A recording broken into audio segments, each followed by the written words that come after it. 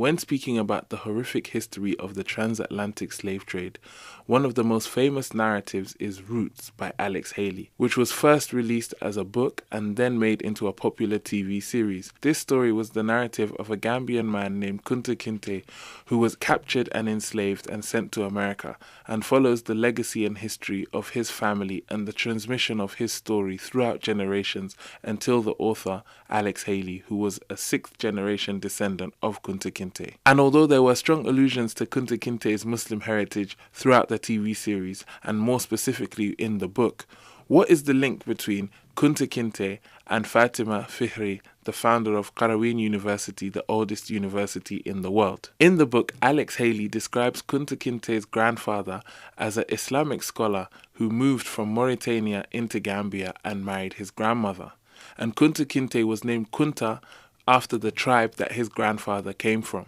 This Kunta tribe were the descendants of a famous Sahaba named Uqba bin Nafi', who accompanied his uncle Amr bin As during the Arab conquests of North Africa. So Uqba bin Nafi' and his uncle Amr bin As were both famous companions of the Prophet Muhammad ﷺ and members of the same tribe as him, the Quraysh. Uqba accompanied his uncle Amr bin As during the conquest of Egypt, where his uncle settled on the banks of the River Nile and established a city called Fustat, which later grew and became known today as Cairo. Uqba bin Nafi' continued to travel inwards until he arrived at Tunisia and established a city called Karawan, which became a center of Islamic learning and a prominent place of travel and study for Muslims across North Africa. One of Uqba's descendants, Fatima Fihri, then traveled to Morocco, where she established her own masjid, which became known as the Masjid of the People of Karawan, or Masjid al-Qarawiyyin. And the Kunta tribe, which Kunta Kinte's grandfather came from,